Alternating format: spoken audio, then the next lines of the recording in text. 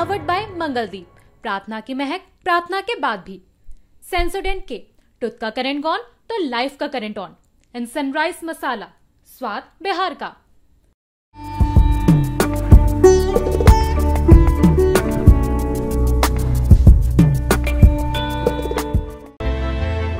Mister मंगल बर्तनों से इमारत बना रहे हैं, पता है क्यों?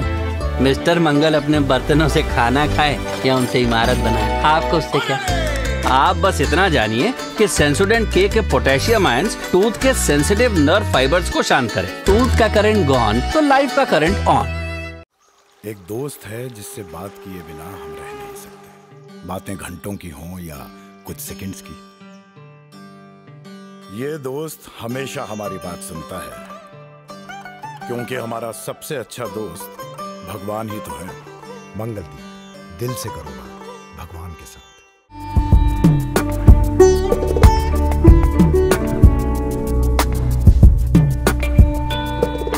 हमारे पास पश्चिम बंगाल के नतीजे भी आ गए हैं, जिसमें हमारे दर्शकों की बड़ी दिलचस्पी थी।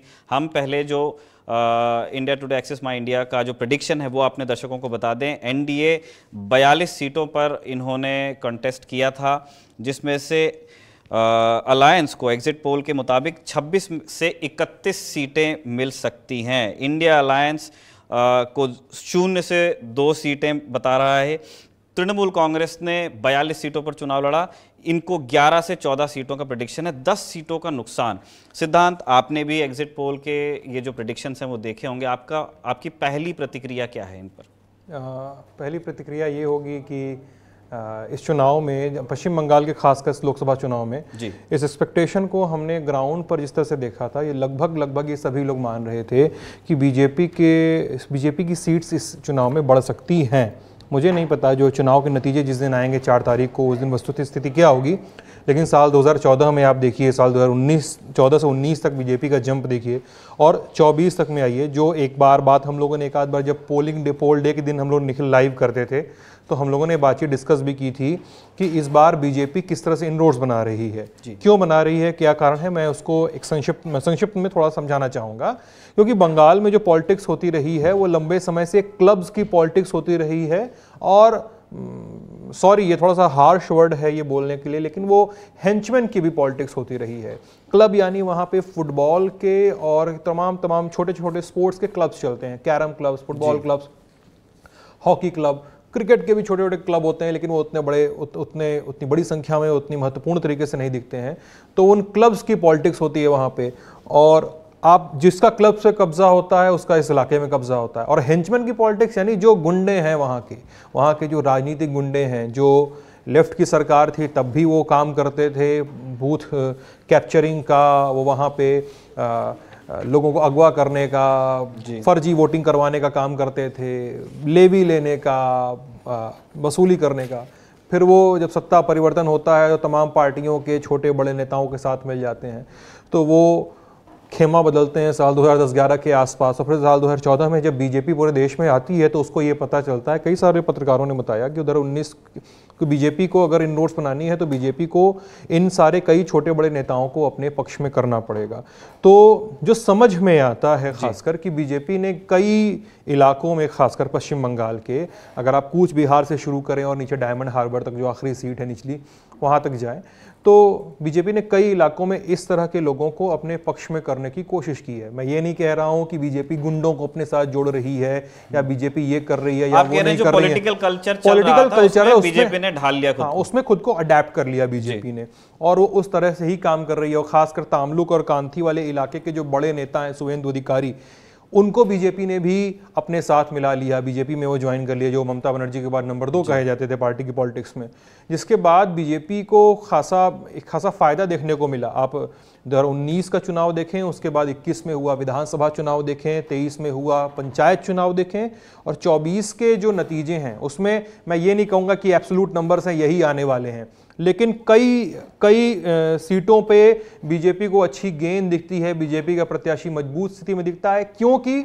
मैं पश्चिम बंगाल की पॉलिटिक्स को फिर से कई बार कह चुका हूं, लेकिन फिर से कहूंगा, पश्चिम बंगाल की पॉलिटिक्स को देश के दूसरे इलाकों की पॉलिटिक्स से थोड़ा अलग देखना चाहिए, क्योंकि वहाँ की छोटी से छोटी राजनीति में, छोटे छोटे राजनीति के छोटे चुनाव में वहाँ पे अच्छी खासी लड़ाई होती है, अच्छी खासी मारपीट होती है, हत्याएं तक होती हैं। आज ही जब वहाँ पोलिंग हो रही थी तो कुछ लोगों ने ईवीएम को उठा के तालाब में फेंक दिया।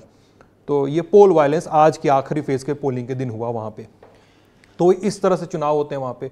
तो इस तरह से चुनाव होने में बहुत सारे समीकरण बदलते बिगड़ते भी हैं। और वहाँ पे लंबे समय से पहले फेज की पोलिंग से लेकर 7वें फेज तक पोलिंग है। 42 सीटों पे 7 चरणों में चुनाव हुए जी।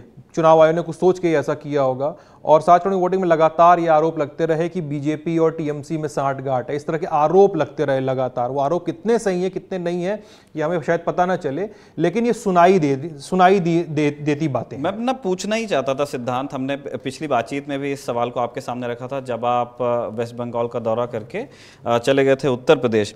ये ना वोट शेयर को देख करके आपकी बात को और आधार मिलता सा दिखता है। भारतीय जनता पार्टी का वोट शेयर बताया जा रहा है कि 46% तक के रह सकता है। अब ये इंक्रीज कितना है? 6% का, यानी ये जा रहे हैं 40 से 46। आप तृणमूल कांग्रेस के वोट शेयर पे आ जाइए, इसके 40% रहने की संभावना है। ये पिछली बार से 3% का नुकसान है, यानी पिछली बार था 43, 40 से 46 कोई जा रहा है और कोई 43 से 40 हो जा रहा है। इसका मतलब बहुत ज्यादा किसी के किस्मत में एक बीजेपी का एक सिग्निफिकेंट हाइक है, वो 40 से 40 हो रहे हैं, लेकिन तृणमूल कांग्रेस का नुकसान जो है वो कम है।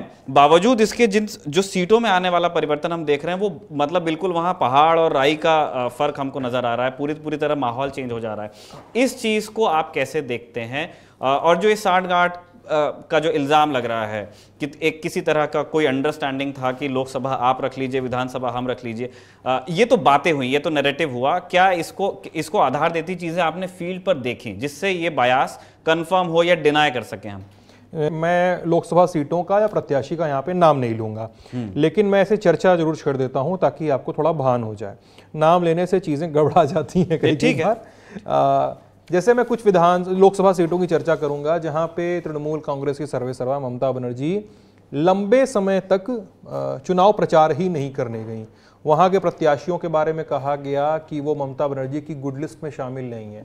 वहाँ के प्रत्याशियों के बारे में स्थानीय तौर पे ये खबरें भी चली कि उन प्रत्याशियों को वो प्रत्याशी हारे या जीते इससे तृणमूल कांग्रेस को फर्क नहीं पड़ता है। इस तरह के आरोप इल्जाम लगते रहे। फिर ममता बनर्जी बहुत बाद में एकदम लेटर स्टेजेस पे उन सीटों पे चुनाव प्रचार करने आती हैं। कई मौकों पे कुछ नेताओं के नाम पार्टी की बड़ी बड़ी सूचियों से लिस्ट से गायब भी मिले। जो स्टार प्रचारकों की लिस्ट थी उससे भी गायब मिले। इस तरह के इल्जाम भी लगे गए किसी नेता को, बड़े नेता को क्यों आप साइड लाइन कर रहे हैं। कुछ सीटों पे इस तरह की अंडरस्टैंडिंग देखने को मिलती है। लोग बताते हैं कि यहाँ पर चुनाव प्रचार हल्का कर रही है टीएमसी, यानी टीएमसी जो अपने उस एजाइल और उस अपने एकदम क्या कहते हैं उसको, मुठभेड़ किस्म की जो प्रचार नीति है तृणमूल कांग्रेस की, जो स्ट्रीट फाइटर वाला प्रचार वो करते हैं, तो तृणमूल उस फेज में, उस मोड में नहीं नजर आती है। कुछ एक सीटों पे बंगाल में, मतलब मैं सैंपल की बात कर रहा हूँ, कई सीटों नहीं कहूँगा, कुछ एक सीटों पे नहीं नजर आती है वहां पे कि यार एग्रेसिवली हम यहाँ पे कैंपेन करेंगे, यार इतनी विधानसभाएं, इतने बूथ हैं। क्योंकि टीएमसी अपने इसी प्लान के रूप इसी प्लानिंग के लिए जानी जाती है कि वो बूथ तक मैनेज करती है। मतलब बीजेपी जिस काम को बहुत सलीके से ढंग से करती है कि पन्ना तक मैनेज करना, पन्ना मैनेजर जहां पे होता है बीजेपी पन्ना प्रमुख होता है, टीएमसी इस काम को थोड़ा सा क्रूड तरीके से लेकिन करती है कि पन्ना बूथ मैनेज करना, लेकिन वहां पे बीजेपी नहीं करती दिखती है। सिद्धांत, एक छोटा प्रश्न हमारा है, उसके बाद हम अन्य राज्यों की भी बात करना चाहते हैं। जो तृणमूल कांग्रेस का नुकसान है 11 से 14 का प्रेडिक्शन है और बताया जा रहा है कि 10 सीटों का नुकसान उठाना पड़ सकता है ममता बनर्जी की पार्टी को उनके मुख्यमंत्री रहते हुए। हमें जानना चाहते हैं कि क्या इन सीटों को किसी रीजन में स्पेसिफिक होकर देखा जा सकता है या फिर ये ऑल ओवर बंगाल का जो नुकसान है आपके हिसाब से आपको क्या लगता है कहाँ ज़्यादा डेंट करेगा? जैसे मैं नक्शे के हिसाब से बात करूं तो जो नॉर्थ बंगाल का इलाका है, यानी जो ऊपर का इलाका है, जो सिक्किम से और एक तरफ असम से सटा हुआ है और एक तरफ बिहार से सटा हुआ है, जहाँ पे कूच बिहार और सिलीगुड़ी और दार्जिलिंग वाले इलाके आते हैं, तो वहाँ पे बीजेपी को कुछ इलाकों में आपको ये दिखता है कि वो अच्छी स्थिति में फाइट कर रही है। फिर बीच का जो बेल्ट है, छोटा सा सकरा सा नेक है जो बंगाल का, जो नीचे के चौड़ा हो जाता है, बीच का जो नेक है जहाँ पे मालदा मुर्शिदाबाद वाले इलाके आते हैं, वहाँ पे बीजेपी आपको उतनी कड़ी लड़ाई लड़ती नहीं दिखती है जितना अन्य इलाकों में लड़ती दिखती है। फिर आप नीचे आते हैं और नीचे आप जब नीचे वाले इलाके साउथ बंगाल में आते हैं और जो पूरा फैला हुआ एक नीचे त्रिशंकु जैसा बना हुआ है, अगर नक्शे के हिसाब से देखें तो आप उसी इलाके में शुभेंदु अधिकारी हैं, उसी इलाके में सुकांत मजूमदार हैं और उसी इलाके में वो सारे स्ट्रॉन्गमैन हैं बीजेपी के जो लगातार फाइट कर रहे हैं और आसपास की 1-2 लोकसभा सीटों को पर प्रभाव डालते हैं। कांती में रहने वाले शुभेंदु अधिकारी तामलुक और कांती और आसपास के दोनों इलाकों में प्रभाव रखते हैं। इन इलाकों में जहाँ पे सुकांत मजूमदार एक्टिव हैं वहाँ पे उन इलाकों में अपना प्रभाव रखते हैं। तो बीजेपी को थोड़ा ऊपर के इलाके में और थोड़ा नीचे वाले इलाके में थोड़ा ज़्यादा गेन दिखाई देता है अगर बंगाल के मैप के हिसाब से बात किया जाए तो।